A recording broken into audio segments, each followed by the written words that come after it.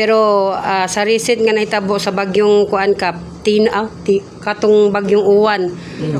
Si Juan ba? Duha man na sila. Duha. Una si Tino, then si Juan dayon. Unsa may mga update adto kap sa imong barangay? Si Tino natay mga 28 families ato, so that would be 104 ka individuals. Kang Juan natay 48 ka family, so natay mga 238 ka individuals. So ato gyud sila na hangit gid sila nga kami sa barangay niadto gid sa mga lugar nga mga flooded areas. So panahon nato kang Juan, tao bang termana ang high tide man to, usog ang ulan sa bukid kay tungod ni Juan, bundak ang ulan ni taas ang atong Ipunan River, so nisaka ang tubig sa dagat kay nagtabo man. So taga hawak ang tubig dito dapit sa Kiraba Zone 8 seaside sa atong baybay. So motong ang atong nilusob dito ang atong mga rescue ug atong lain-lain nga drivers. So nakuha gyud sila. So nabutang sila diri, nahibutang din sila sa atong covered court, and of course kuan pod no kining natagan po nato sila pagtagad sama sa ilang mga pagkaon, pagluto sa atong BHW, atong BNS, atong barangay staff na adinhi. Then pagulik nila naapoy nag-interview sa ila nga sa CSWD for checking kung unsay naguba sa ila, nasudlan ba ilang balay o wala. Then moto paghatag dayon og ayuda sa FICO. So ko mong pasalamat kay naghatag ng FICO. So naghatag sila mahulog na social responsibility. FICO nga branch na dinhi sa Barangay Bulwa. So dako akong pasalamat sa ila. Kami sa Barangay Bulwa po, of course, naapod tayo mga mahatag sa ila. Labi na atong panahon nga nagstay sila din sa ato. So na tayo mga modular tents din ha. Nindot kay itong mga modular tents kay para na sila privacy. No? Tungod lang po sa kadaghan, wala gid na sulod sa modular tents. Munang punpuhon, pag-additional na po may palit sa modular tents. Kay para tagduha, tulo ka family, pasigo dito. Labi na isa ra sila ka family. So, mga pila to kabubong ang dito sa Daplin sa Baybay ka? Magandang ka, mga sobra 30 kabubong. 30 dagan. 30 plus kabubong na sudlan dito sa Baybay. Pero so far kap wala yung mga initial damage nga natala. Wala man kay kuan naman siya. Nitaas lang gid ang tubig sa dagat. So lahi ra gyud pag mugawas gud ang tubig nga gikan sa suba. Mo nang usually makaguba. Kay dagat ang gud ang tubig ana din kani sa atong dagat.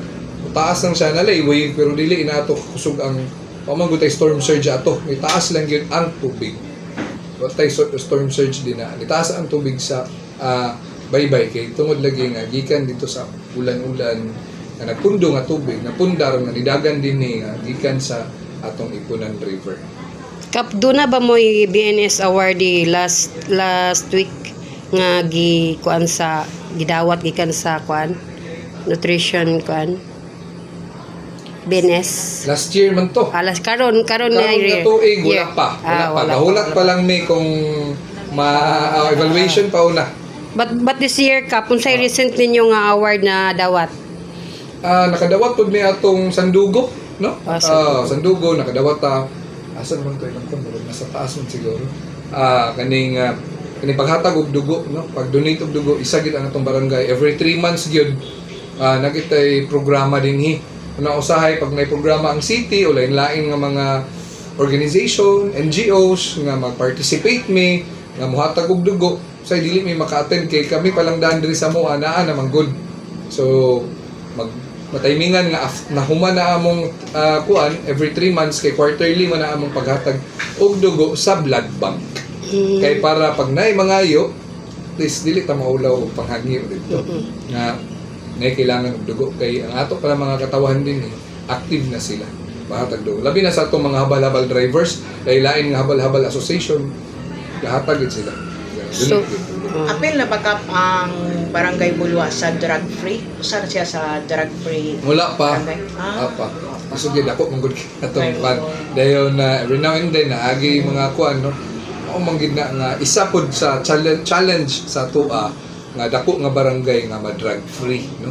So mo lang na pahimangno lang gid may perminti. Pahimangno sa mga katong noted na mga butang ta common knowledge na sa mga tao siya gagamit una isa sa among hangyo o ginang hangyo namo nga nami mga program sa mga bada sa among bada nga kani silang mga katawhan kay kani sila nga mga tao atong ma-invite, no? So usay maka-invite tag 40, 30 plus, 25 kabuok ng mga tao. Ang maglahutay usay ana 12 ra o 15 kay di naman sila mamalik. Kay naman gunay 6 months nga kuan nga tawag nato nga rehabilitation, nang ginatawag nato nga community-based rehabilitation program sa barangay. So dili walay labot ang severe ana ha. Kato ra mga mild cases. So doon na ba'y sa upcoming kuan kap no Christmas kay dol-dol naman gyud gapatulong naman yung hangin diri sa kuan Cagayan de Oro. Doon na ba'y nakalatid ni mga programa kap or kalusaba ka imo Christmas lighting para aware po nga to ang mga viewers. Christmas lighting namo storyahan pa namo na later kay session pa man later, no? Doon naman namang festa karon ng December 8, Makulada Conception. So starting November 30 na may barangay night. Diya mag-start ang among fiesta series of fiesta activities. December di ang pista kap. December 8, Immaculada Conception. So wala pa ginay trabaho sa toa, na magina sa ato ang kuano local nga kaning unsa ni kaning local na to nga holiday dinhi sa Cagayan de Oro. Wala ko masayo. December. Tama ba? Check na ko ha. Mo na siya. December 8 tanawa. December 8. Feast of Immaculate Conception. So parting message. So na diri na sa Cagayan. So nindot kayo. So parting message na sa tong pinakagwapo nga kapitan diri sa Cagayan de Oro, Barangay Kapitan Ali Gaspi.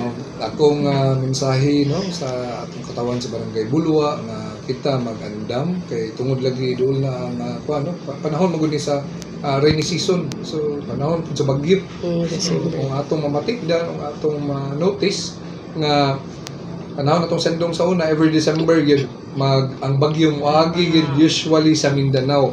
Karon makita nimo nag-Visayas na gani. So napay mo nang ganaog ang kuan usahay no ang bagyo.